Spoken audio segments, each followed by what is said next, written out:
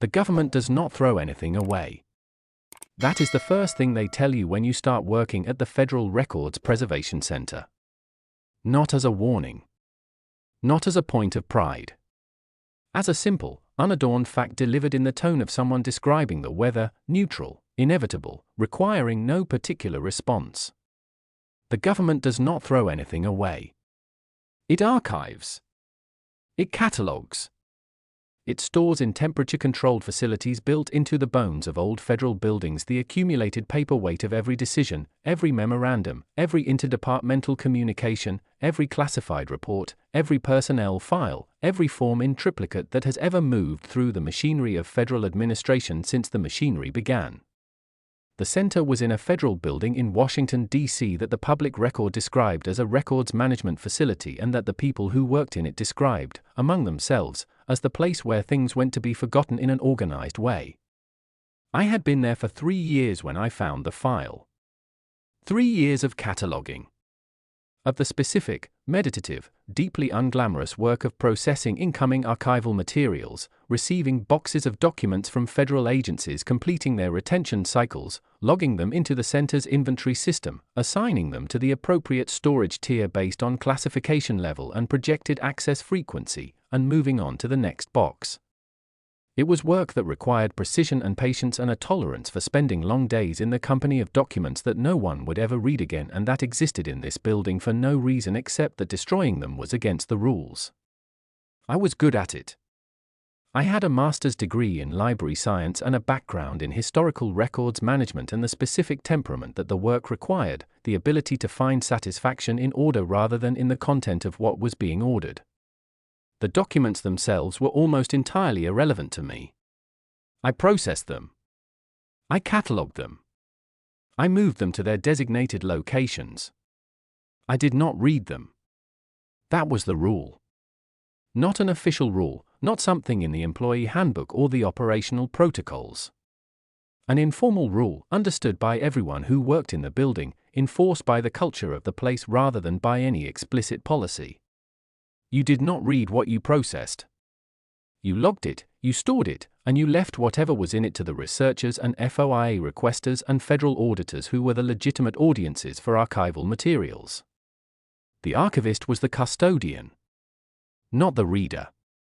I had held to that rule for 3 years without difficulty. On a Thursday in November I broke it. Not deliberately. Not from curiosity or boredom or any of the other reasons that rules of that kind get broken. I broke it because the document was open when the box arrived and the first line was visible before I had any choice about whether to see it, and the first line had my name on it. My full name. My middle name included. The one that appears on my birth certificate and my passport and almost nowhere else because I have never used it and have never liked it and have spent my adult life quietly omitting it from every context where omission was possible. The document was open to its first page. The first line was a header. The header read: Subject, Cole James Whitmer. Classification, Omega 7. Origin timestamp, redacted. Distribution, eyes only, Office of Temporal Records Management. I stood in the processing bay with the box in front of me and the open document visible through the clear plastic evidence sleeve that protected it, and I looked at my name in the header of a classified federal document, and I felt the specific quality of a person whose world has just rearranged itself without asking permission. Not fear. Not yet. Something that preceded fear. The cognitive dissonance of an impossible thing being simply, factually, undeniably there. My name. My middle name. In a document I had never seen before. In a classification category I had never encountered in 3 years of processing federal records. Omega 7. I knew every standard federal classification system. Confidential, secret, top secret, SCI, SAP, the layers of federal classification were part of my professional vocabulary, known the way a carpenter knows wood types. Omega 7 was not in any system I had ever encountered. Not in any training material. Not in any handbook. Not in any of the thousands of documents I had processed across 3 years of daily archival work. It was not a standard classification. which meant it was something else. I set the box down. I looked at the document through the evidence sleeve. I broke the rule. I read it. The document was 8 pages. I am not going to tell you everything that was in those 8 pages because some of it I am still processing and some of it I am not sure I have the language for, and some of it belongs to the later parts of this account where its weight will land more accurately than it would land here. What I will tell you is what the first page said after the header. This file constitutes the primary biographical record for subject, Cole James Whitmer, maintained by the Office of Temporal Records Management in accordance with Executive Order, Redacted, and the Federal Temporal Accountability Act of Redacted. This record was compiled from source materials originating in the period, redacted, and reflects information current as of the compilation date. The subject is currently employed at the Federal Records Preservation Center, Washington, D.C. The subject has been employed there for 3 years and 4 months. The subject processes incoming archival materials. The subject has not yet found this file. Has not yet found this file. Past tense about my present. Future tense about this moment. A document that knew I would find it and had been written to account for the finding. The subject has not yet found this file. And now the subject had. I put the document back in the evidence sleeve. I put the evidence sleeve back in the box. I logged the box into the inventory system with the same precision I applied to every box I processed. I assigned it to a storage tier. I moved it to the designated location. I went home. I did not sleep. In the morning I went back to the center and I went directly to the storage location I had assigned the box to, and I pulled the box and I pulled the document and I read the remaining 7 pages. And then I sat on the floor of the archive storage room at 7:45 in the morning in a federal building in Washington, D.C., and I held the document in my hands and I understood, with the specific cold clarity of a person who has found the thing that explains everything and would have preferred not to, what the Office of Temporal Records Management was. And what it knew. And what that meant for me. And for the date listed on the final page of the file. The date listed on the final page of the file was not a past date. It was not a present date. It was a future date. Approximately 14 months from now. And beside it, in the precise bureaucratic language of a government document that had been filed before the event it described had occurred, was a notation that I am going to write exactly as it appeared because any paraphrase would soften it in a way that would be dishonest. The notation read, date of subject termination. I did not go to my supervisor. I want to be clear about that decision and the reasoning behind it because the reasoning matters and because looking back at it now from where I am, it is the decision that made everything else possible. Going to my supervisor would have been the reasonable response. The institutional response. The response of someone who has found an anomalous document in a federal archive and is following the protocol for anomalous document handling, which existed and which I knew and which said clearly that any document of uncertain origin or classification should be reported to a senior staff member before further handling. I did not go to my supervisor because the document knew I was going to find it. A document that knew I was going to find it had been placed in a box that came to me through standard archival intake. Which meant either the placement was accidental, which the specificity of the header information made essentially impossible, or it was intentional.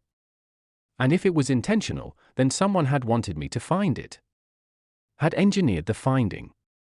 Had sent a document with my name on it through the archival intake system knowing that I would process it and see my name and open it. Going to my supervisor would have been going to the institution. And the institution had sent me the document. So I did not go to my supervisor.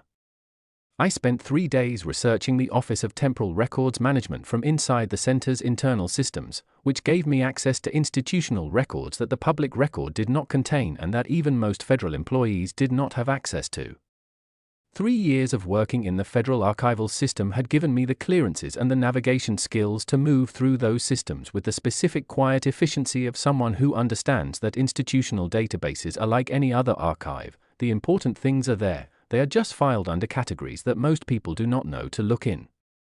The Office of Temporal Records Management did not appear in any public federal directory. It did not appear in the standard organizational charts of any cabinet-level department. It did not appear in any budget document, any congressional appropriation, any Inspector General report, any GAO audit that I could locate through standard search methods. But it appeared in two places that standard search methods did not cover. The first was a cross-reference index in the center's oldest catalog system, a pre-digital ledger that had been scanned and uploaded in the early digitization years and that contained handwritten entries going back to the center's establishment. In that index, under a category labeled simply Special Collections, Restricted, there was a reference to materials received from an office designated OTRM. The reference was dated. The date was 1947. 1947. The second place was a physical file in the center's deepest storage level, a sub-basement that my clearance technically covered but that I had never had reason to access in 3 years of work. The file was thin. 3 pages.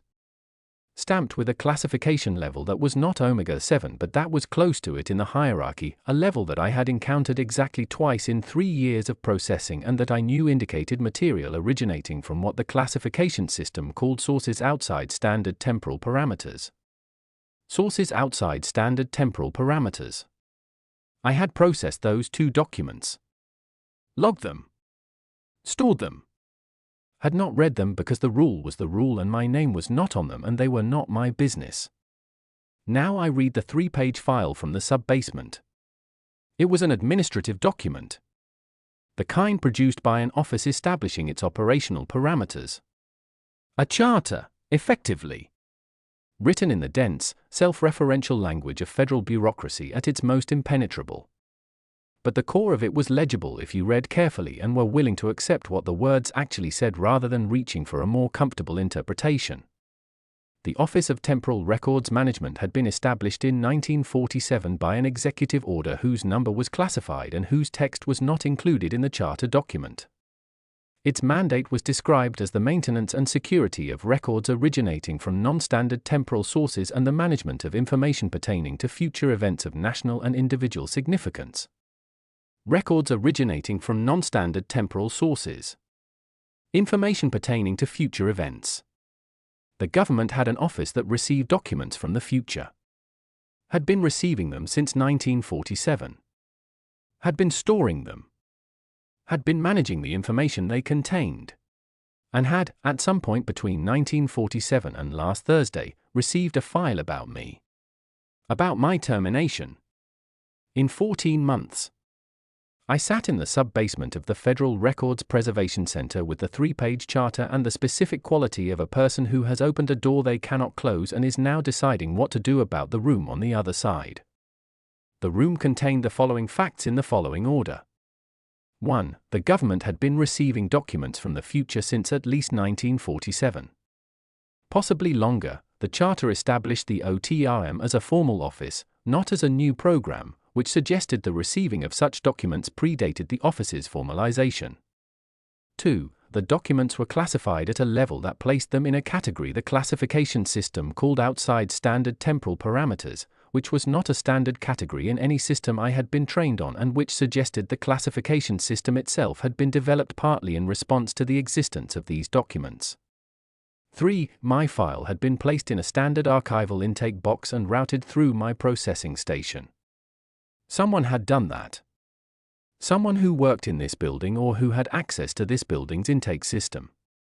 Someone who wanted me to find the file specifically. 4. The file on me contained a termination date 14 months from now. I added a 5th fact from the research I had done in the 3 days since finding the file.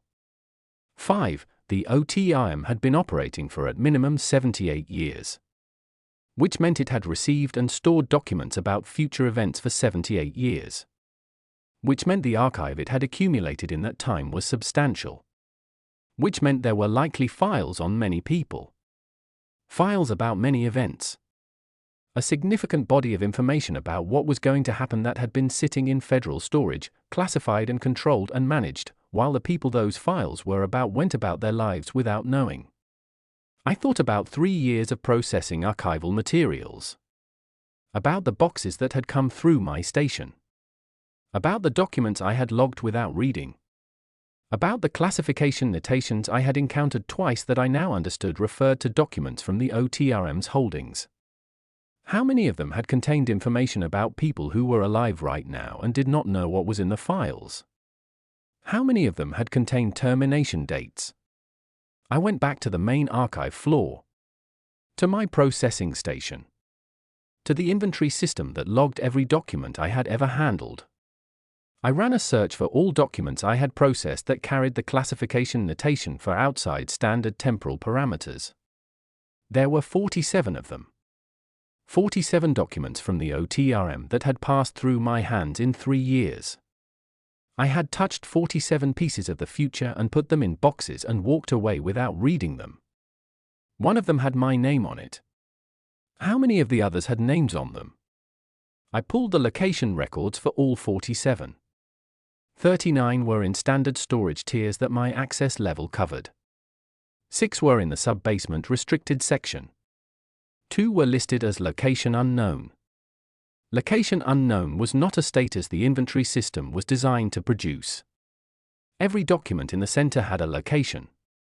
That was the entire point of the center. That was what made it the center rather than a pile. Documents did not go location unknown. The inventory system did not have a category for it. And yet 2 of the 47 OTRM documents I had processed were listed as exactly that. I printed the location records. I went home. I spread the printouts on my kitchen table and I looked at them and I thought about the file with my termination date and the 78 years of documents from the future sitting in federal storage and the person or people who had routed my file through my processing station, and I thought about what it would mean to read the other 46. Not just mine. All of them. What was in them? Who they were about. What the government knew about what was coming and had been quietly filing away for 3/4 of a century. I thought about the rule. The archivist is the custodian, not the reader. I thought about my termination date. 14 months. I made a decision. I was going to read every one of the 47 documents. Not because I was brave. Not because I had some clear plan for what I would do with what I found. Because the document had been sent to me deliberately. Because someone had wanted me to find my file. And whoever had wanted it for a reason. And the reason was in the archive. The answer to why my file had a termination date in 14 months was somewhere in the 47 documents I had processed without reading. I was going to find it. Starting tomorrow. Starting with the 39 in standard storage. Then the 6 in the sub-basement. Then whatever was in the 2 that the system said were location unknown. I lay down on my bed. For the first time in 4 days I slept. Not well. But enough. I started on a Monday. Not because Monday was significant. Because the weekend between the decision and the beginning of it had been the longest 2 days I had spent in any period of my life, including the period immediately following my father's death and the period immediately following the end of my marriage, both of which had involved a quality of time moving slowly that I had previously believed was the upper limit of how slowly time could move. I had been wrong about the upper limit. Waiting to go back into the archive with the knowledge of what I was looking for and what I was going to do produced a quality of time that made grief feel efficient. Monday morning. 7 a.m. The center opened at 7:30, but I had a key because senior archivists had keys and I had been a senior archivist for 18 months and I had never previously used the key before 7:30 because I had never previously had a reason to be in the building before the day officially began. I used it now. The building at 7 a.m. had the specific quality of institutional spaces before the institution has populated them. The lights on their motion sensor setting, coming on in sections as I moved through the corridors. The fact doing its morning cycle. The archive floors in their climate-controlled quiet, the documents in their boxes in their shelving units existing in the specific suspended state of things that are waiting to be needed. I went to the first location on my list. The documents were not together. They were distributed across the center's various storage tiers according to their classification levels and their assigned storage categories. Pulling all 39 would require moving across 4 separate floors and 3 restricted access sections. I had planned the route. I had the location codes. I had a cart. I pulled the first document at 7:12 a.m. I will tell you what the 39 documents contained in the shape of it rather than the detail of every individual file, for the same reason that I described the translation in the Antarctic account by its outline rather than its full text. The detail would bury the shape, and the shape is what mattered. The 39 documents were files on people. Not all of them in the biographical format of my own file. Some were event documents, records of specific incidents or decisions or developments, tied to named individuals but not structured as personal dossiers. Some were what I can only describe as correspondence, communications that had the format of interdepartmental memos but that carried date stamps in their headers that were not past dates or present dates. Future dates. The future dates ranged. Some were months away. Some were years. Some were decades. One document carried a date stamp that was 112 years from now, which produced in me a specific cognitive response that I sat with for several minutes before I was able to continue. 112 years from now someone had written a memo. And it was here. In this building. In a box on a shelf in a climate-controlled storage room in Washington, D.C. I read every one of the 39 documents. It took 4 days. Not because they were long, most were brief by government document standards, the compressed language of official records that had learned over decades to carry maximum information in minimum space. 4 days because of the processing time required between each one. Because some of what they contained needed to be sat with before the next document could be opened. Because the cumulative weight of 39 pieces of information about what was going to happen to specific people and the world they lived in was not a weight that could be efficiently managed. Here is what I learned. The documents covered a range of subjects and a range of timeframes. Some of the people named in them were public figures, names I recognized from news coverage and political history. Some were private individuals like me, whose significance to the OTRM's holdings was not immediately apparent from the documents themselves but that I could infer from the classification level and the specificity of the information. The documents that covered public figures were the ones I had expected to find most disturbing. Events of public consequence. Decisions made in rooms I would never be in by people I would never meet. Information about what those decisions would produce and when and who would be affected. They were disturbing. They were not the most disturbing. The most disturbing documents were the ones about private individuals. Because the public figure documents had a quality, a distance, a scale, that made them feel like history even though they hadn't happened yet. They had the impersonal quality of events.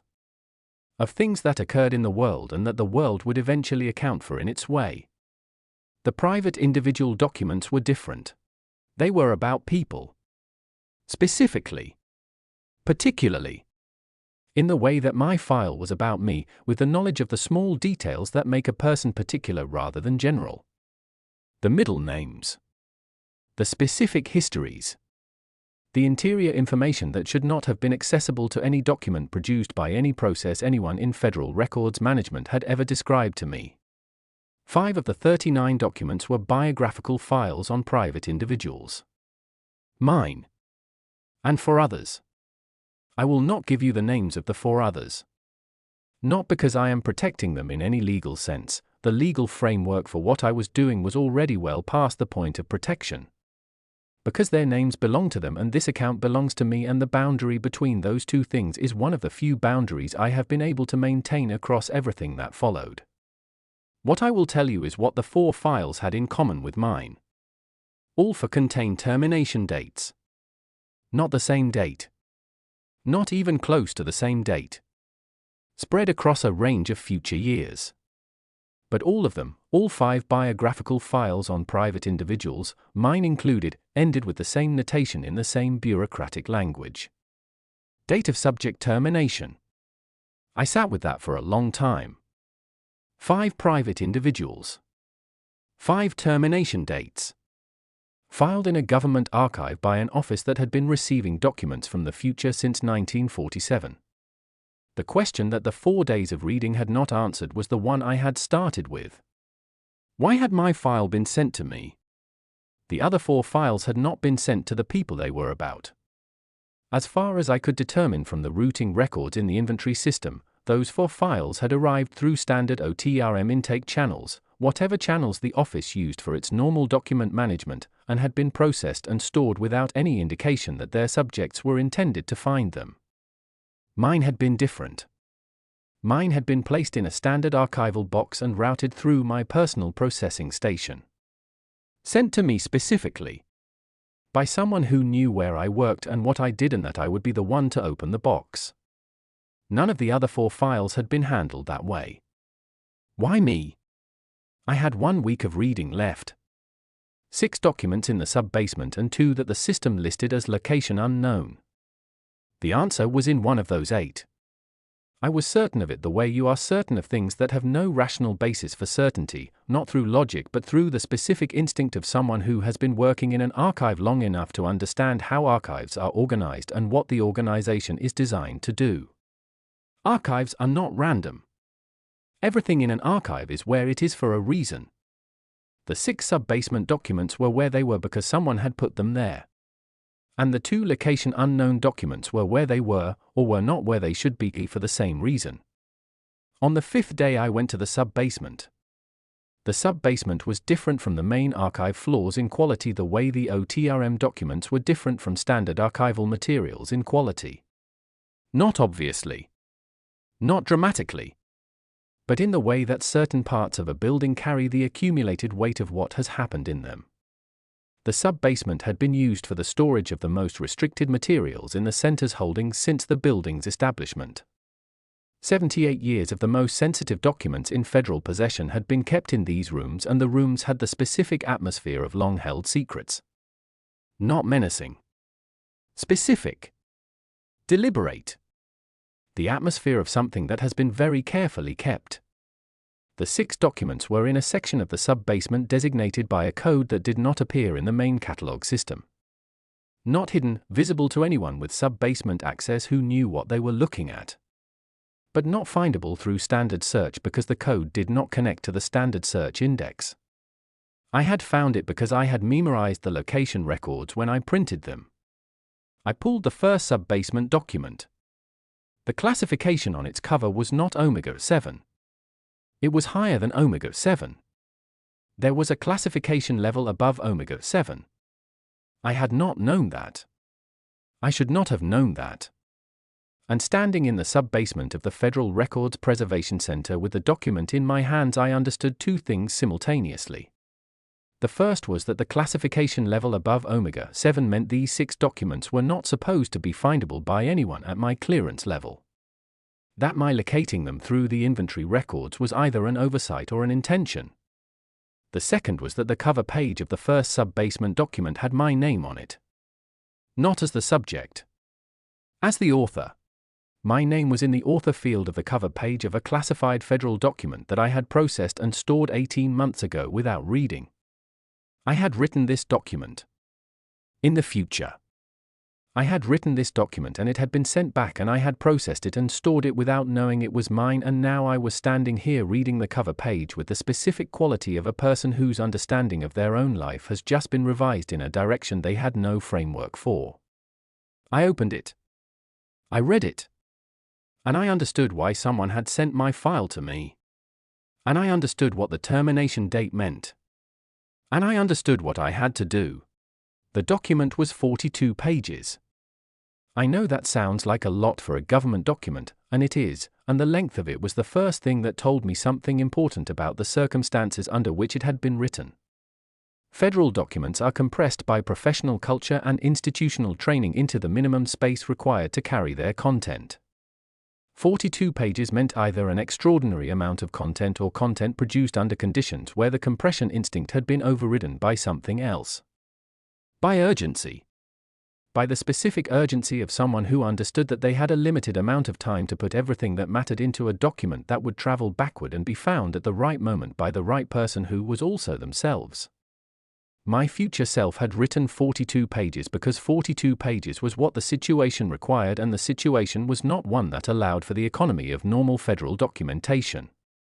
I will tell you what it said. The document was structured in 3 sections. The first section was addressed to me directly, to the version of me that would find it in the archive before the events it described had occurred. The second section was the substantive content. The operational record of what my future self had done and why and what had resulted and what it meant. The third section was instructions. I will begin with the first section because it is the shortest and because it contains the thing that made the other two sections receivable in the way they needed to be received. Cole. You found the primary file first. That was intended. By the time you find this one, you will have spent approximately 1 week reading the 39 documents in standard storage. You will know about the OTRM. You will know about the termination dates. You will know about the for other individuals. You will be asking why you specifically were sent the primary file when the others were not. I am the answer to that question. I am writing this approximately 11 months from the moment you are reading it. I am writing it in a location I will not specify because the location information could compromise the document security if it was intercepted before reaching you. I am writing it on equipment I will not describe for the same reason. I am writing it under circumstances that have made the federal building you currently work in inaccessible to me for reasons the second section will explain. The termination date on your primary file is accurate. It is also not what you think it means.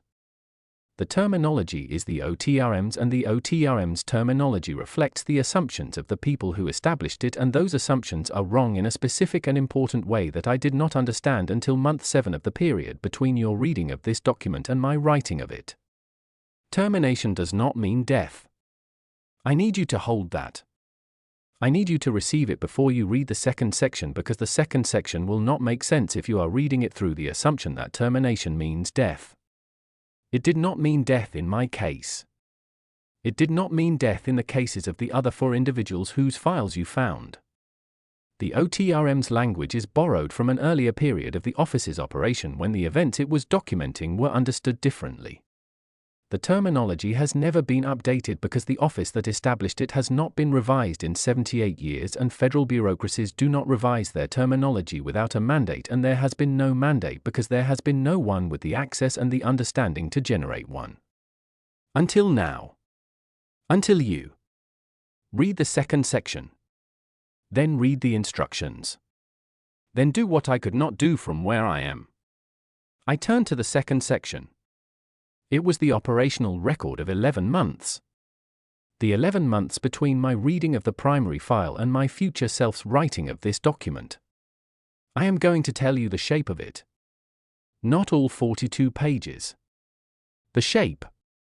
In the weeks following the discovery of the primary file, the file with my termination date, my future self had done what I was doing now. Reading the archive. Going deeper into the OTRM's holdings. Finding the sub-basement documents. Finding this document. Reading the instructions. Then doing what the instructions said. The instructions told you to find the OTRM itself. Not the archive. The office. The physical location of the operation that had been receiving documents from the future since 1947 and managing the information they contained. The charter in the sub-basement described the office's mandate but not its location. Standard federal directories did not contain it. Public records did not reference it.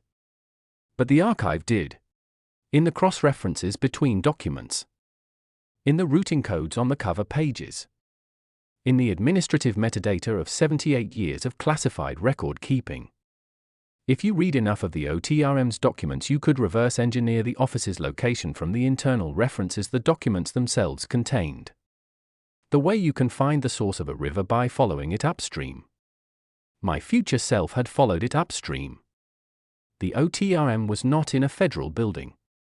It was not in Washington, D.C. It was in a facility in rural Virginia, approximately 90 miles from the center, that the public record described as a federal data management campus, and that the people who worked there described, from what my future self had been able to determine, as the place where what happened next was taken care of. The place where what happened next was taken care of. 78 years of documents from the future. Managed. Controlled. The information they contained distributed to the appropriate federal authorities for the appropriate purposes. Which meant the federal government had been making decisions informed by knowledge of future events for 78 years. My future self had gone to the facility. Not inside, the facility security was not penetrable by a single archivist with a government badge and a set of determined questions. But close enough to observe. Close enough to begin making contact with people who had information about the facility's operations. Close enough to understand, across months of careful and increasingly dangerous work, what the OTRM was actually doing with the documents it received. And it was not what the Charter described. The Charter described the OTRM's mandate as the maintenance and security of future origin records and the management of information pertaining to future events of national and individual significance.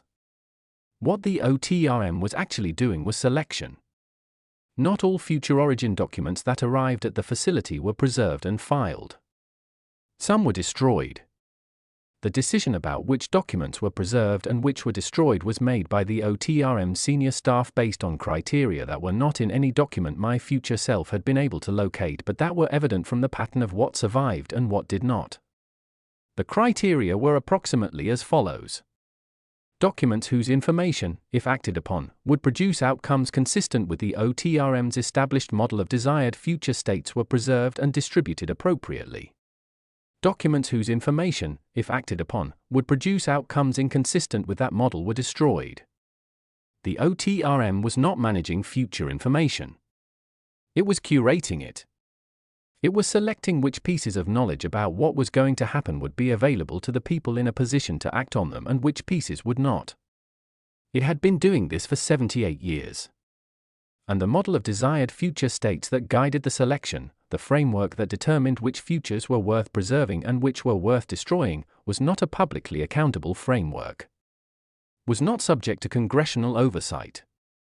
Was not the product of any democratic process or any institutional check that the standard framework of federal accountability provided. It was the product of the OTRM's senior staff, who had been in their positions, my future self had determined, for an extraordinarily long time. Longer than their apparent ages should have allowed. Which was the detail that had taken my future self to month 7 to understand and that had changed the entire picture when understood. The OTRM senior staff were not managing documents from the future. They were people from the future. Managing their own arrival. The documents that came to the OTRM came because they sent them. From whatever point in the future they had originated. Back to this period. Into this office. Where they controlled what was preserved and what was destroyed. Where they had been controlling it since 1947, which was when they had arrived in this period and established the institutional infrastructure required to manage their own presence here. They were not government officials. They were travelers. From a future that they were using the OTRM's curation function to protect. Selecting which present-day decisions would be informed by future knowledge and which would not. Steering the timeline toward the future they had come from. Ensuring their own existence by managing the information that could alter it. And the 5 biographical files, mine and the 4 others, were the documents they had tried to destroy. Had failed to destroy. Because someone else had sent them. Someone in the future who was not the OTRM staff. Someone who wanted us to find them. Someone who had managed, against the OTRM's active suppression, to get 5 files about 5 specific private individuals into the Federal Archive system in a form that the OTRM could not retrieve and destroy because by the time they identified the files had already been processed and logged and stored by the archivist who was now reading a 42-page document from her future self in a sub-basement in Washington, D.C. Me. The files had been sent to the archive because I was the archive. Because the person who sent them knew that once I logged a document it was in a system that the OTRM's access did not fully cover and that my future self had 14 months to find and read before the termination date arrived. Termination does not mean death. I went back to that line. My future self had said the OTRM's terminology was wrong. That it reflected assumptions that were incorrect. That termination did not mean death. I read the rest of the second section. And I found the explanation of what termination actually meant. And I understood why someone in the future had risked whatever it cost to get 5 files to 5 specific people in the present. And I understood what the third section, the instructions, was going to ask me to do. And I sat in the sub-basement with 42 pages of my own future in my hands, and I felt the specific quality of a person who has been handed something enormous and is deciding whether their hands are strong enough to hold it. I turned to the instructions. The instructions began with a definition. Not buried in the third section. At the top of it. Before anything else. As if my future self had understood that the definition was the load-bearing element of everything that followed, and that without it the instructions would be received incorrectly and acted on incorrectly, and the whole purpose of the 42 pages would collapse. Termination, as used in OTRM documentation, does not refer to the cessation of biological function. It refers to the cessation of a particular kind of existence. The distinction is critical, and the OTRM's founders either did not understand it or understood it and chose language designed to obscure it. I believe it was the latter. The language of termination is chosen to make the subjects of biographical files believe they are reading death records. The belief that they're going to die is the mechanism of control. A person who believes they have 14 months to live makes different decisions than a person who understands what is actually happening to them. What is actually happening is this. The OTRM staff are travelers from a specific future. A future that they have spent 78 years in this period working to protect and ensure. The curation function I described in the second section is how they protect it. By controlling which present-day decisions are informed by future knowledge, they have been steering the timeline toward the future they came from. Ensuring their own existence. Ensuring the existence of the specific configuration of the world that produced them. The 5 individuals named in the biographical files are a threat to that configuration. Not through any action they have taken.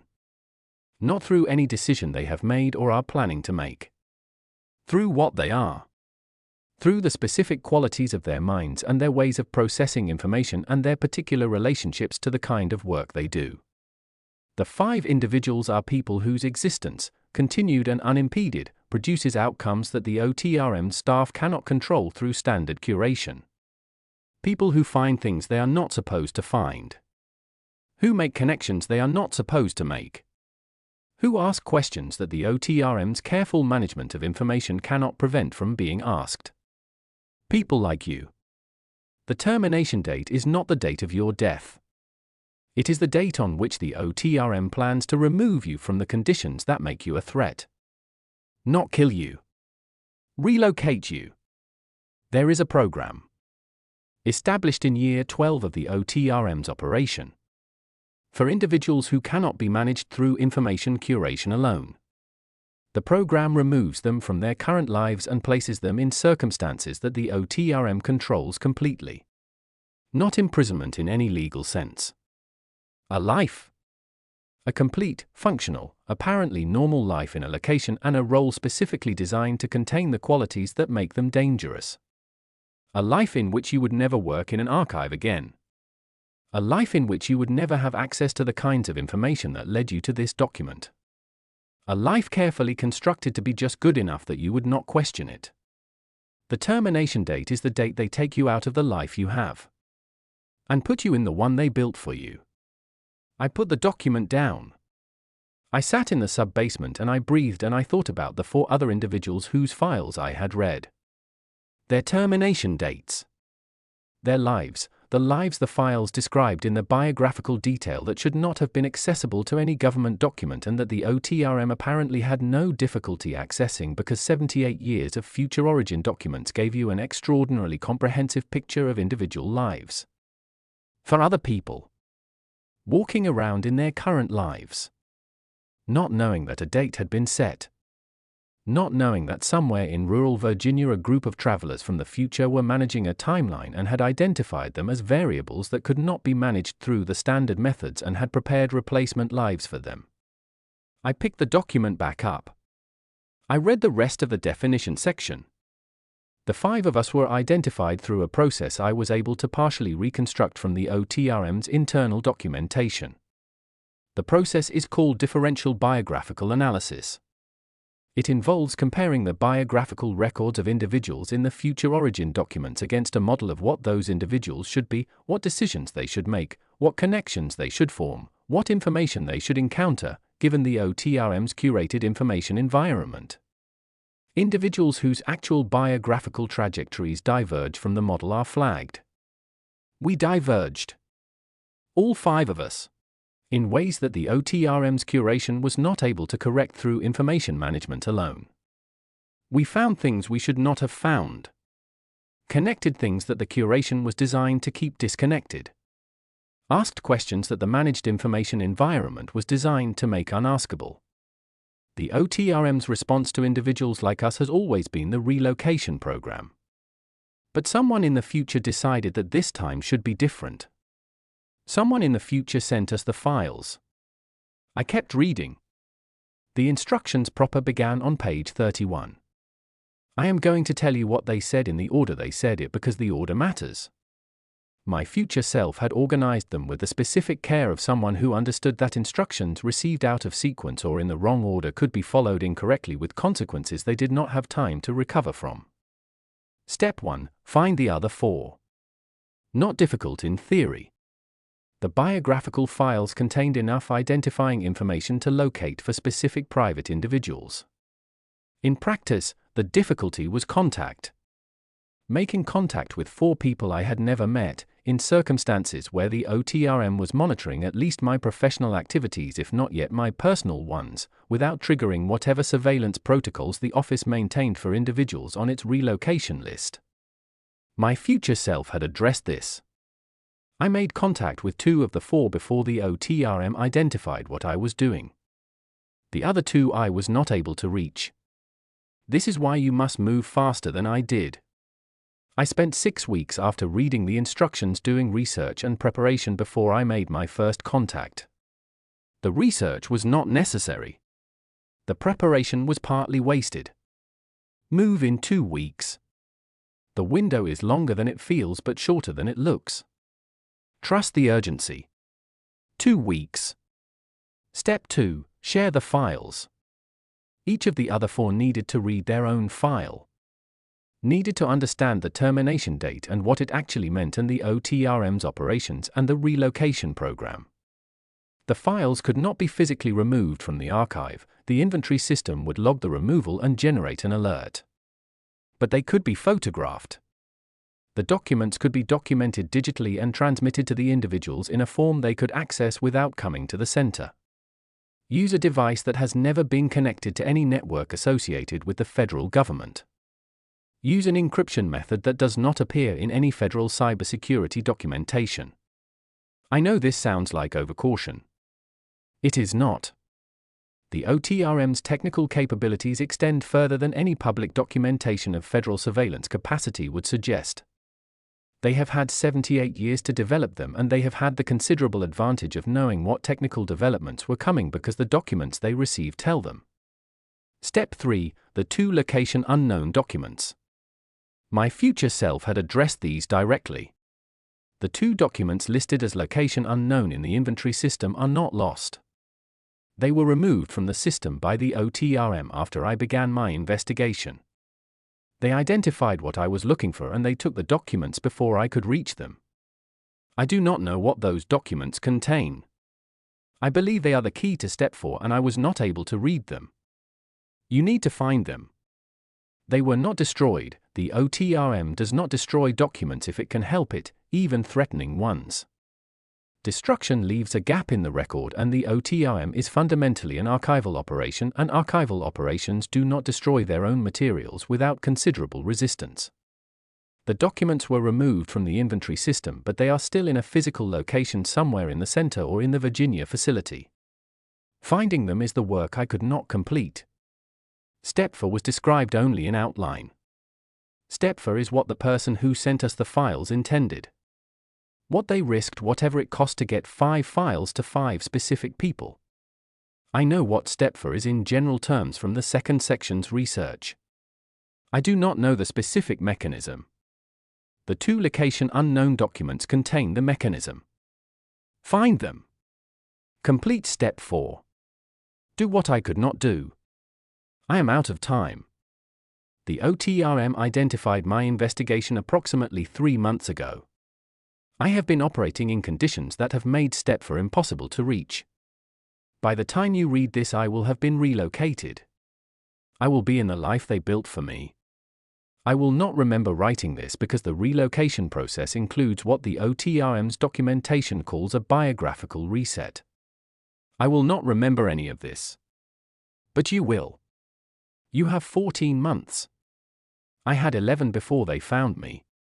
You have what I did not. 3 months. Use them.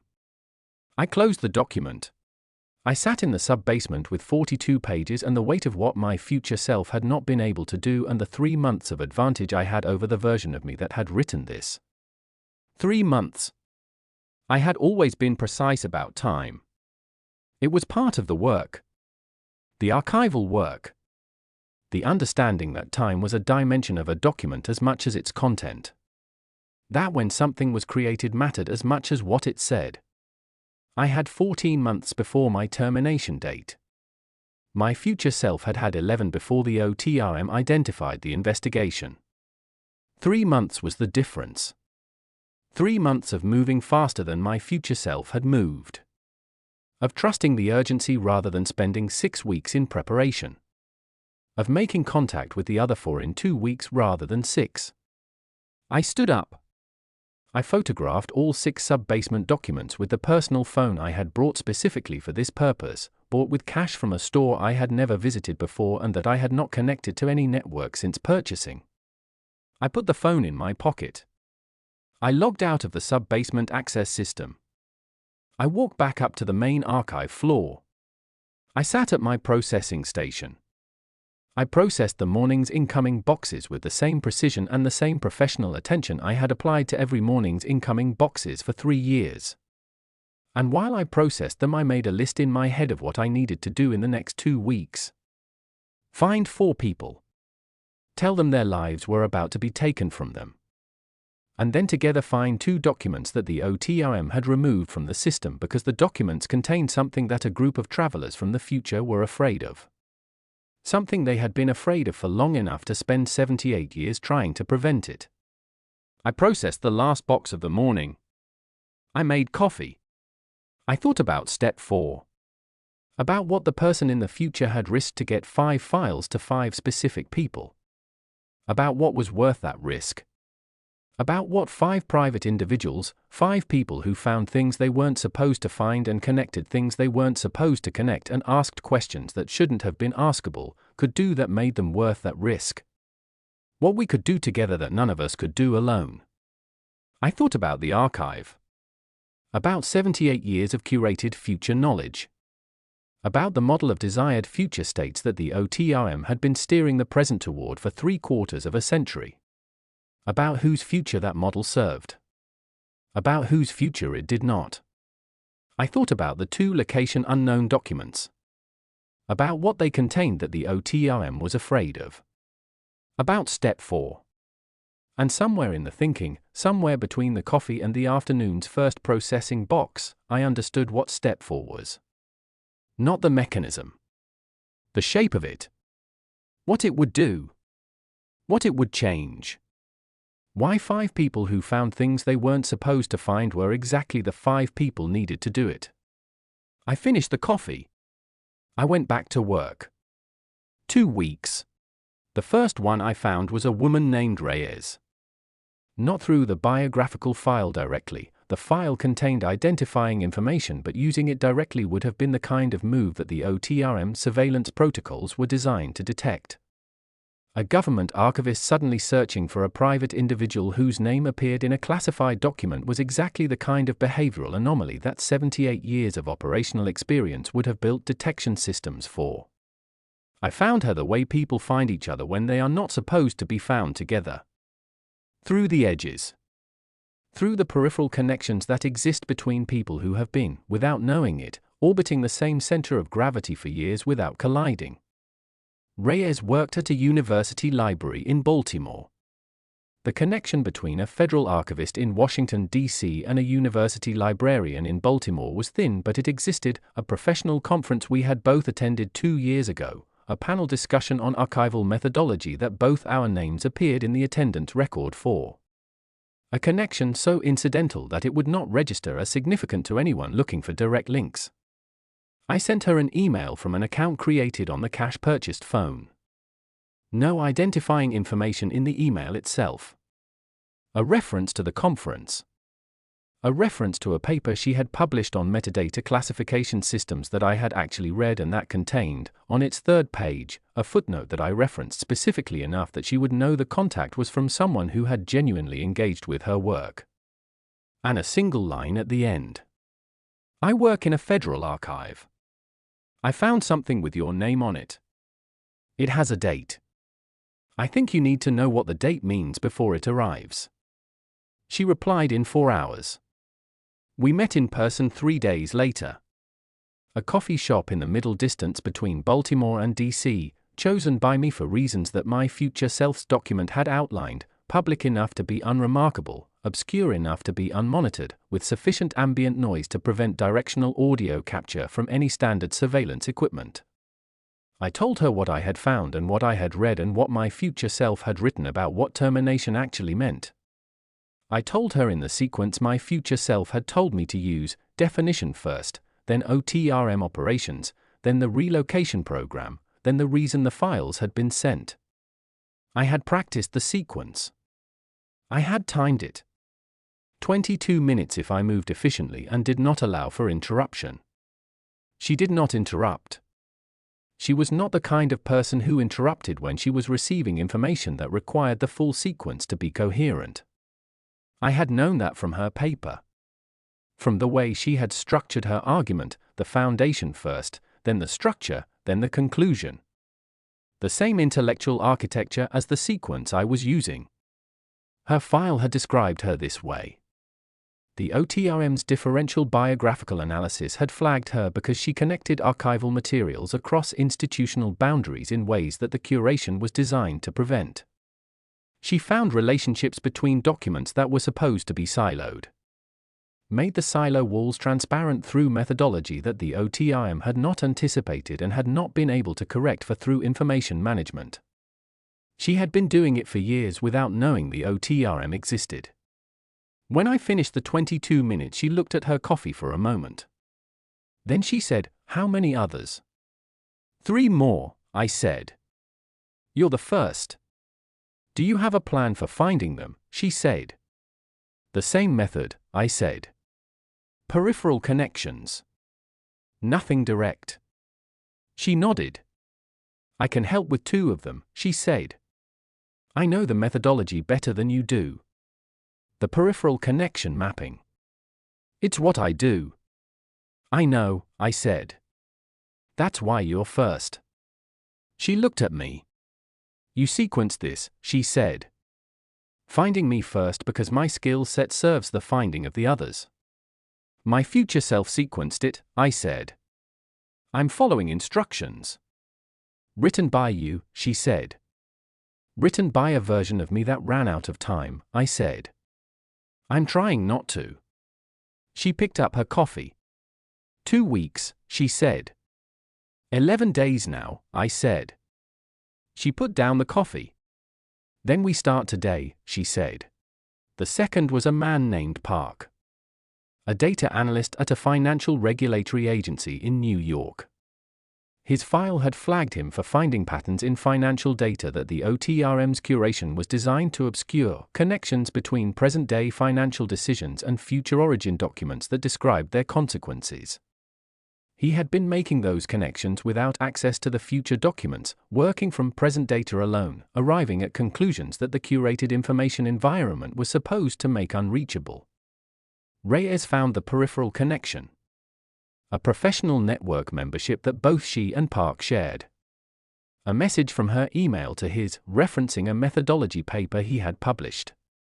A meeting arranged in New York for day 6 of the 11-day window.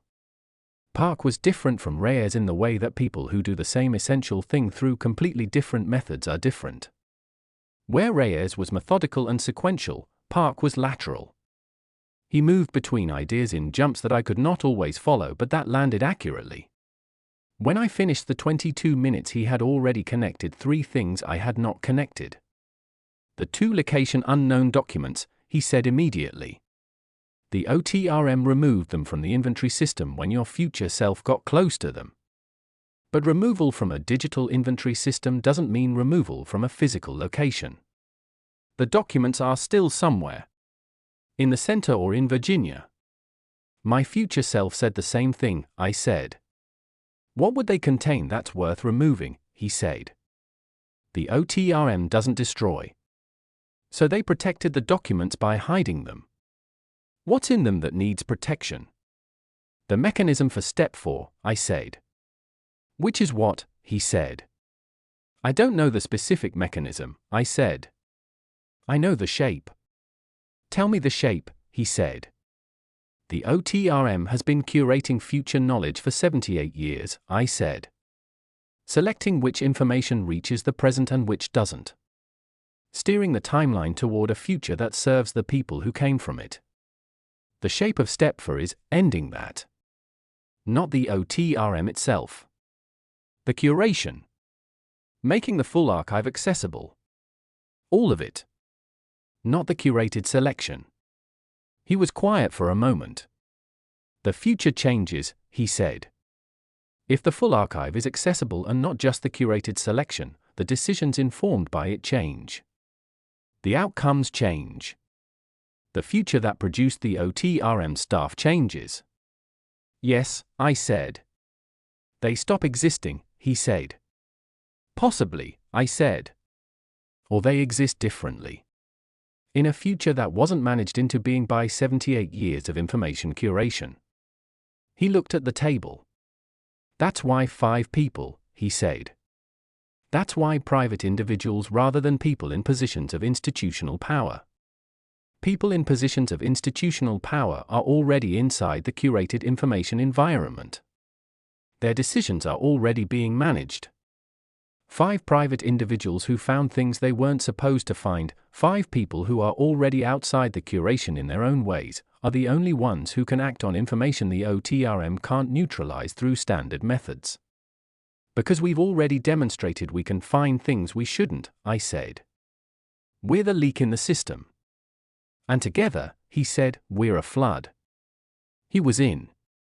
The third was harder to reach. A woman named Okafor.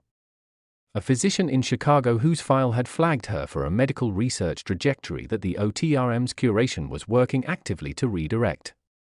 Her research was approaching conclusions about a specific medical intervention whose future implications the OTRM's documents apparently described in ways that made those implications something the office wanted to prevent. Her file was the most complex of the 5, the most evidence of active OTRM interference in a subject's professional trajectory. They had been redirecting her research for 3 years. She had been following the redirected path without knowing it was redirected. Reyes found a connection. A medical conference where Okafor had presented and where a university colleague of Reyes's had been in attendance.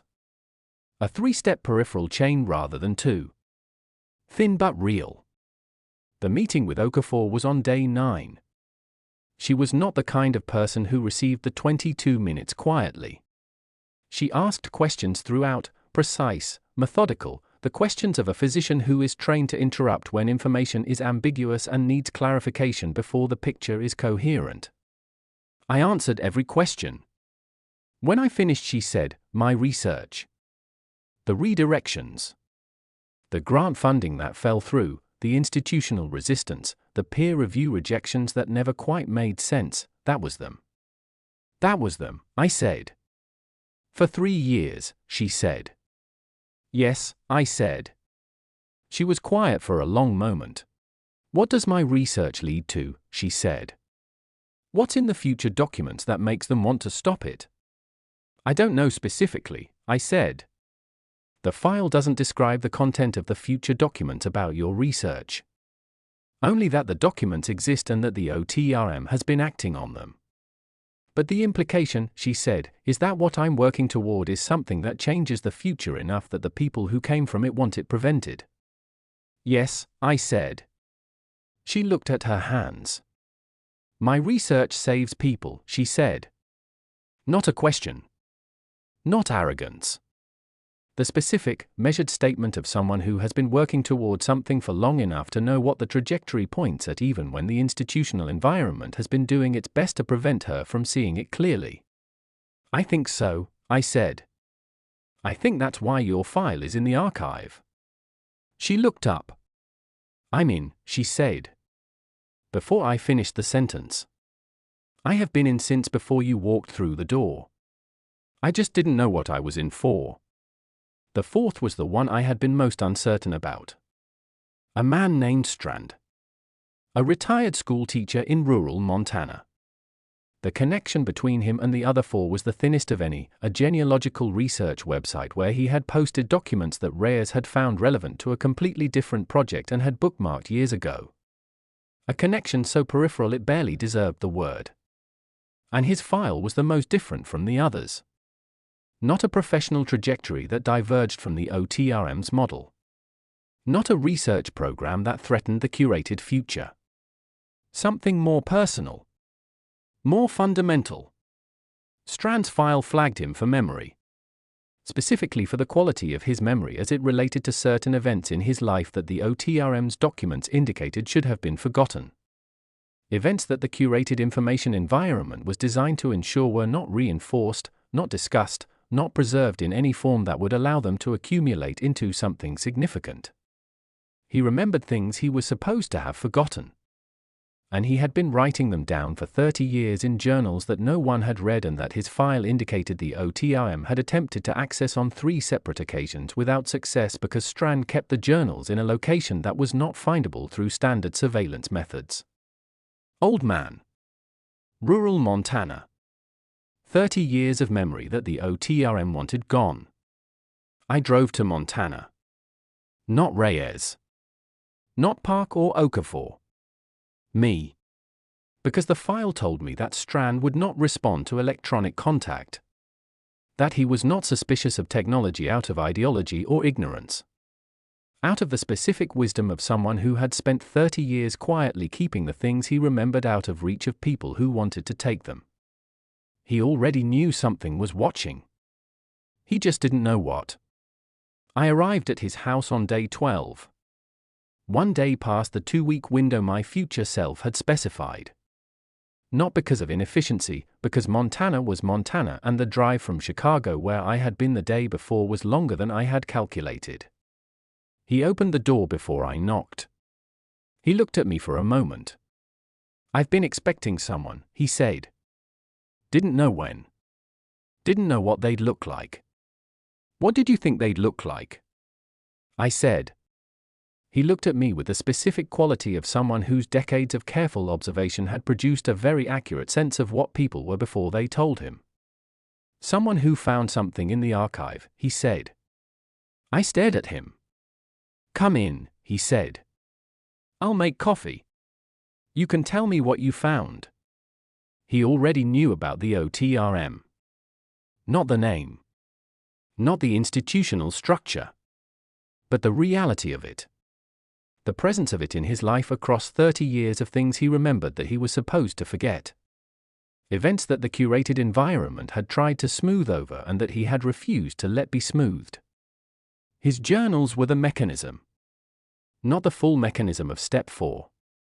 But the component that I had not been able to see from the other 4 files alone. The 2 location unknown documents were in his journals. Not physically. In substance. The content of those 2 documents, whatever they contained about the mechanism of Step 4, Strand had arrived at independently across 30 years of writing down what he remembered. 30 years of the OTRM trying to redirect him and him quietly, persistently, without drama or agenda, writing down what he knew. He knew the mechanism. He handed me a coffee. He handed me a journal. Page 47, he said. I opened it. I read. And I understood what Step 4 was. Not the shape. The specific, complete, executable mechanism. And I understood why 5 people were exactly what it required. And I understood why the OTRM had been afraid of us for long enough to file termination dates in a federal archive. And I understood what we were going to do. We met in Strand's house in rural Montana on day 13. All 5 of us.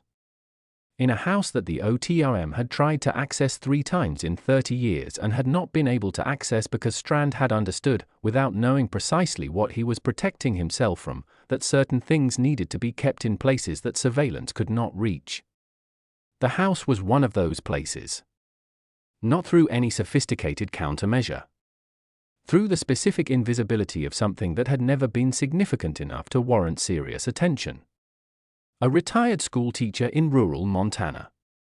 His house. His journals. His 30 years of quiet, persistent memory. We sat in his living room with coffee and the journals and the photographs I had taken of the 6 sub-basement documents and Okafor's medical research notes and Park's financial analysis and Reyes's metadata mapping and the 42 pages my future self had written, and we looked at what we had together. What we had together was more than any of us had alone. That was the first thing that became clear in the first hour of sitting in the same room. Not because the combination of our skills was greater than the sum of its parts, though it was. Because the OTRM's curation had been working on each of us individually for years. Managing the information each of us encountered. Redirecting us when we got too close to something. Keeping us siloed from each other and from the information that would have connected us. Together in the same room, we were outside the silo. For the first time in any of our lives, we were looking at the full picture rather than the curated fragment that the OTRM's management had allowed each of us to see. Park said it first. The curation system is sophisticated, he said, but it's a filtering system. It controls what information reaches us individually. It cannot control what 5 people who already know too much figure out when they're in the same room. That's why we were never supposed to find each other, Reyes said. That's why the termination dates were set at roughly the same period, I said. Not the same date, different dates spread across a range. But all within a window. All before we could reach a point of convergence. Okafor looked at her research notes. My termination date is 3 months after yours, she said to me. If you had been relocated on schedule, if the 42 pages hadn't reached you, I would have been next. Then the others. In sequence, Strand said. So none of us would have time to warn the next. Efficient, Park said, with the specific flatness of someone describing something they find repugnant but are giving credit for its effectiveness. 78 years of practice, I said. We had been in the room for 90 minutes. Which left approximately 12 hours before I needed to be back in Washington, D.C. for a meeting with my supervisor that I had scheduled specifically to maintain the appearance of normal professional behavior and that I could not miss without generating the kind of administrative flag that might trigger an early review of my status by whatever monitoring protocols the OTRM maintained for its flagged individuals. 12 hours to execute Step 4. I opened Strand's journal to page 47. Tell us, I said. He looked at the page. Then he looked at us. The specific look of someone who has been keeping something carefully for 30 years and is now in the company of the people it was kept for. The OTRM receives documents from the future, he said. We know that. What I've understood for 30 years, from the things I remember that I'm not supposed to remember, is that the receiving is not passive. The documents don't arrive spontaneously. They're sent. The OTRM staff send them, I said. From their original future. Some of them, he said. But not all. The OTRM staff send the documents they want to send. The documents that serve the curation. But the mechanism that allows documents to be sent, the technical infrastructure of the transmission, is not exclusively their mechanism.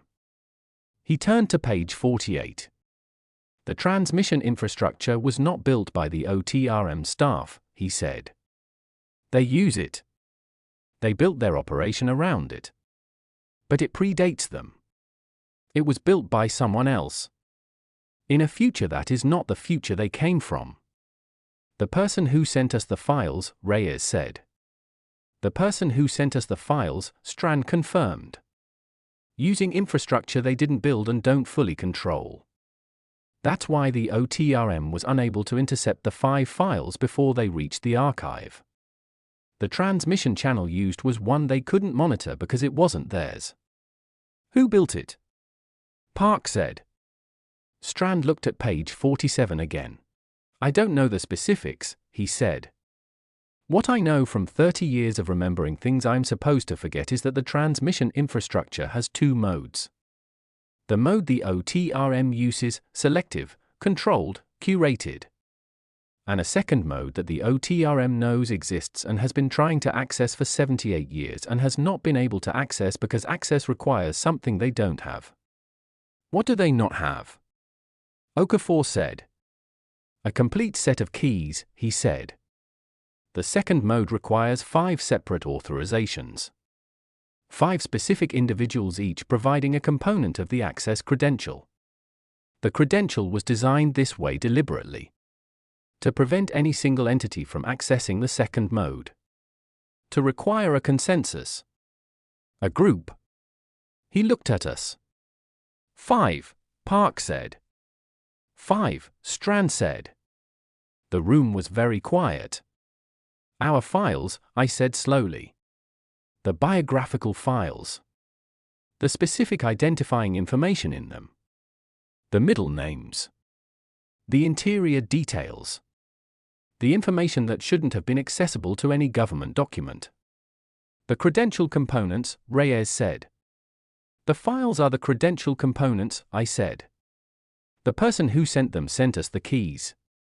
In the files themselves. That's why the files had to reach us specifically. That's why routing them through the archive system, through me, was the mechanism. Because once they were logged and processed, they were in the system in a form that triggered the inventory records that I would eventually find. And we needed to be together, Okafor said. All 5. With all 5 files. To use them. To access the second mode, Park said. To activate the full transmission infrastructure. What does the second mode do? Reyes said. She was looking at Strand. He turned to page 49. It inverts the curation, he said. The OTRM has been using the transmission infrastructure to send selected future documents into the present. Selected. Curated. Chosen to produce specific outcomes. The second mode uses the same infrastructure to send the full archive. Not selected documents. Everything. The complete body of future origin information that the OTRM has been managing for 78 years plus everything in the transmission infrastructure that the OTRM's curation has been suppressing. Everything they've been hiding, Park said. Everything they've been hiding, Strand said. Not sent to a controlled recipient. Not managed through an office in rural Virginia. Distributed. Through every information channel the infrastructure can reach. Every federal database. Every research institution's archival system. Every connected network. The full picture, Reyes said. Not the curated fragment. The full picture, Strand said. And when the full picture is visible, the decisions change, Okafor said. The outcomes change. The future changes. The future they came from changes, Park said. Their future. The one the curation was designed to protect. And I started. We don't know exactly what happens to them, Strand said. The journals don't tell me that. What they tell me is that the future that produced them was not the only possible future. That it was a managed future. Curated into existence across 78 years by an office that controlled which version of events got to inform the present. And that without the curation the present makes different decisions and the future that results is different. Different how? Okafor said. He looked at her specifically. Your research, he said. The intervention you've been working toward. The one the OTRM has been redirecting for 3 years. What does it lead to? She was quiet for a moment. If I'm right, she said carefully, and if the institutional resistance stops, better outcomes for a category of patients that currently has very poor outcomes. Significantly better. Broadly distributed. Not a breakthrough that benefits a few. Something that reaches the populations with the least access to sophisticated medical care. The OTRM's future, Strand said, is a future where that research was redirected and never completed. Where those patients didn't get better outcomes. Where the future that resulted from that specific difference in the world's medical landscape was the one the OTRM's staff came from. She looked at her hands. They came from a future where my research failed, she said. Because they made it fail. So they could come from that future. Yes, Strand said. And if we do this, she said. If we activate the second mode and the full archive distributes and the curation ends and the decisions change. The future that produced them may not produce them, Park said. Or produces a different version of them. Or produces no travelers at all because the necessity that produced the traveling, the specific set of circumstances that made it necessary, doesn't exist in the new future. We don't know, I said. We can't know. The full picture we'd be releasing, we haven't seen it. We don't know what it contains. We don't know what decisions it would change or exactly what futures those changed decisions would produce. That's the point, Reyes said. That's why it requires 5 people who weren't supposed to find each other. People who are willing to act on incomplete information in the direction of a more complete picture. Not certainty. Direction. She looked at me. You've been sitting with this longer than any of us, she said. Your future self wrote 42 pages to get us to this room. What do you think? I thought about the document. About the definition at the top of the instructions section. The language of termination is chosen to make the subjects of biographical files believe they are reading death records. The belief that they're going to die is the mechanism of control. A person who believes they have 14 months to live makes different decisions than a person who understands what is actually happening to them. I thought about what I understood was actually happening to me. Not death. Not even relocation. An attempt to contain the specific quality of mind that found things it wasn't supposed to find. An attempt that had been made against 5 people and that had failed because someone in the future had risked whatever it cost to send 5 files to 5 specific people. I thought about what that risk was worth. About what was on the other side of it.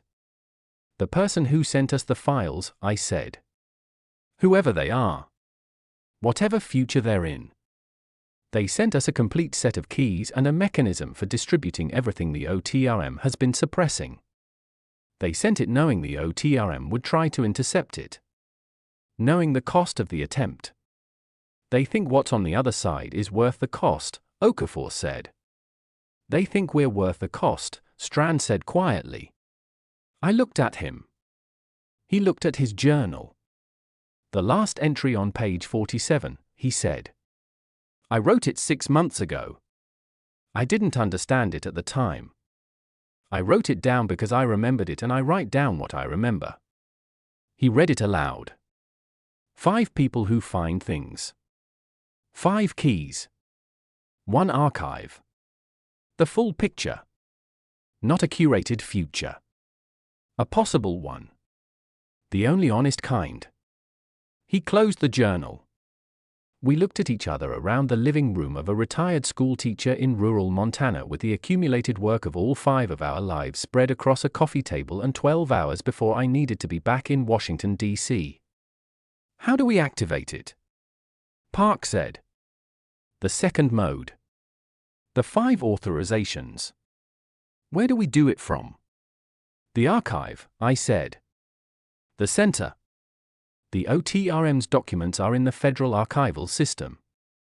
The transmission infrastructure connects to the federal archival system. The access point is in the building I work in every day. They'll have monitoring at the center, Reyes said. If the OTRM has been watching you since your future self triggered their attention. They have been watching me, I said. Since week 3 of my investigation. I know because the 42 pages told me and because I've been watching for signs of it and finding them. Then how do we get in? Okafor said. I work there, I said. I have a key. I have a clearance.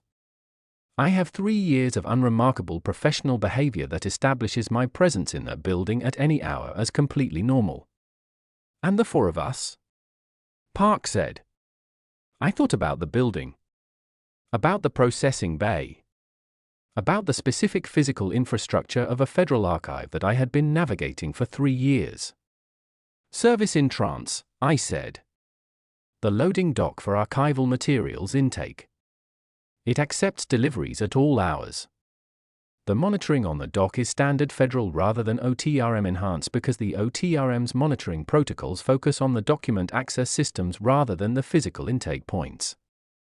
They watch what people read, Reyes said. Not who comes in. They never anticipated 5 people who needed to be physically present to do what we're doing, I said. They anticipated individual researchers. Individual threats. The second mode, the 5-key authorization, was designed by someone who understood that the OTRM's blind spot was collective action. We left Strand's house at 6 p.m.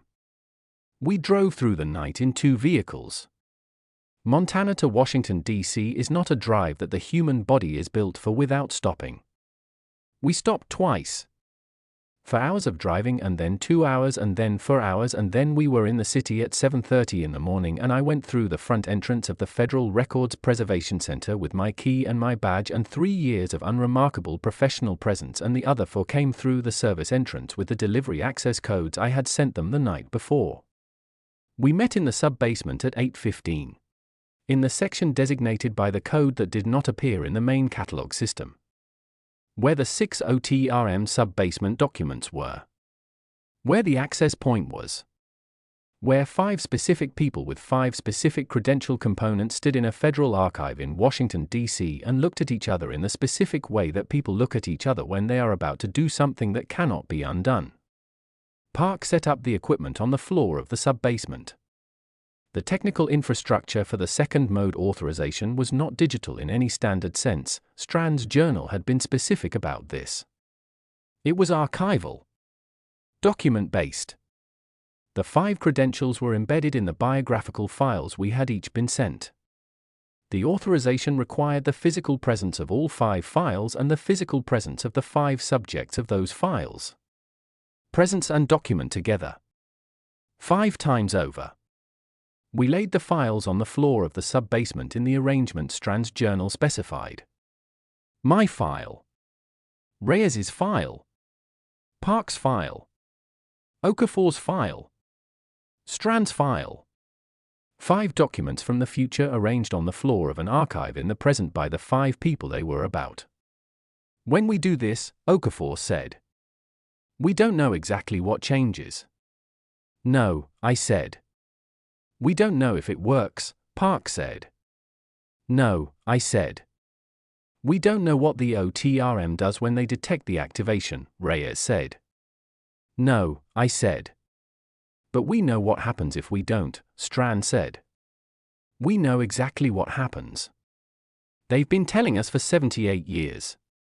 In the documents they chose to preserve. In the future they chose to protect. He looked at his file on the floor. I've been writing down what I remember for 30 years, he said. Because I understood that memory was the thing they wanted most to manage. The thing that, if it persisted, would eventually become something they couldn't contain. He looked at us. This is what it became, he said. I placed my hand on my file. The others placed their hands on theirs. The authorization began. I cannot describe the technical mechanism of it because the technical mechanism was not in any framework I had been trained in and because the experience of it was not technical in any sense that the word technical normally covers. It was archival. It was the specific experience of 5 pieces of information from the future being received by the 5 people they were about and the receiving constituting an authorization and the authorization constituting a key and 5 keys constituting an opening. The opening was not dramatic. There was no system alert. No alarm. No visible change in the sub-basement around us. No indication that the transmission infrastructure of a mechanism built by someone in a future we had never seen had just activated in the document access systems of the Federal Records Preservation Center and was distributing 78 years of suppressed future knowledge through every connected channel it could reach. No indication except one. The inventory system on the terminal in the corner of the sub-basement produced 2 new entries. Location unknown documents. Now located. Sub-basement. Section designation that did not appear in the main catalog. The section we were standing in. The OTRM had not removed those documents from the building. They were here. Had always been here. In the same section as the other 6 sub-basement documents. Waiting for us to complete the authorization that made them visible. Park pulled them from the shelf. 2 documents. Brief. A single page each. He read the first one. He handed it to me without speaking. I read it. It was a receipt. A standard federal archival receipt for documents received. The documents listed on the receipt were the 5 biographical files. The receiving office was listed as the Federal Records Preservation Center, Washington, D.C. The sending office was listed as the Office of Temporal Records Management. But not the OTRM in Virginia. A different OTRM. The date on the receipt was not a past date or a present date. It was 47 years in the future. The second document was a cover letter. Also from the future. Also from the OTRM. But the names on the cover letter, the senior staff of the future OTRM who had authorized the sending of the 5 biographical files, were not names I had encountered in any of the 47 documents I had processed. They were our names. All 5 of them. Mine. Reyes. Park. Okafor. Strand. We had sent ourselves the files.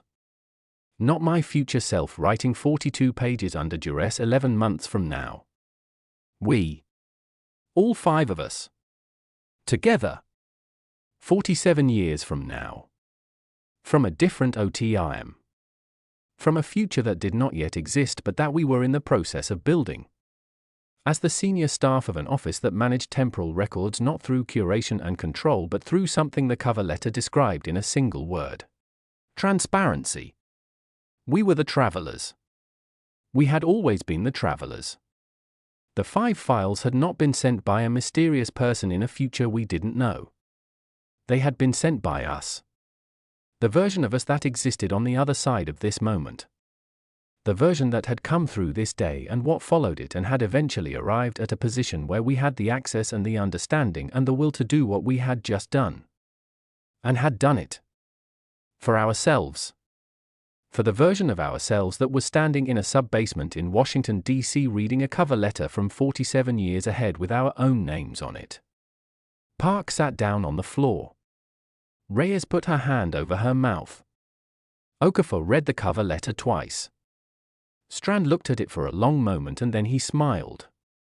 The smile of someone who has been writing down what he remembers for 30 years and has just remembered this.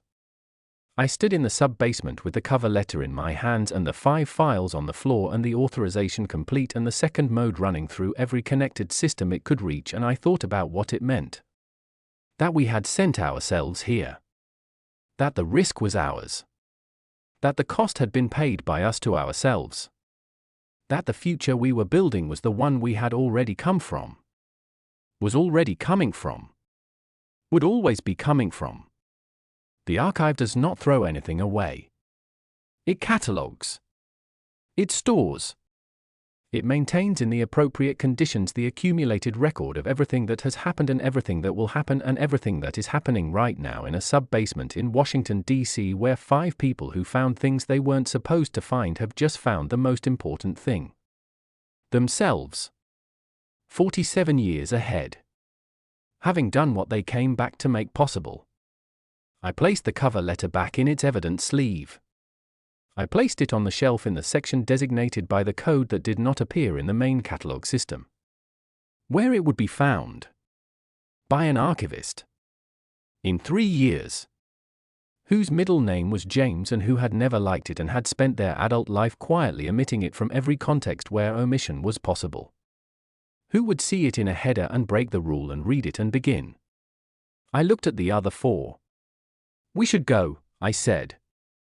Before the OTRM's monitoring systems process what just happened. Will they know it was us? Okafor said. They'll know it was someone, I said. By the time they know it was us specifically. The full archive will already be distributed, Park said. The full picture will already be visible, Reyes said. And the decisions will already be changing, Strand said. We went up the stairs. Out of the sub-basement. Through the main archive floor with its thousands of boxes of documents existing in the specific suspended state of things waiting to be needed. Through the building. Into the city. Into whatever came next. I went back to my processing station. I logged into the inventory system. I processed the morning's incoming boxes with the same precision and the same professional attention I had applied to every morning's incoming boxes for 3 years. And somewhere in the Federal Information Infrastructure the second mode was running. The full picture was becoming visible. And 47 years from now 5 people who had found things they weren't supposed to find were sitting in an office with a different name doing a different kind of work. Waiting for a Thursday in November. When an archivist would open a box. And see a header. And break the rule. And begin.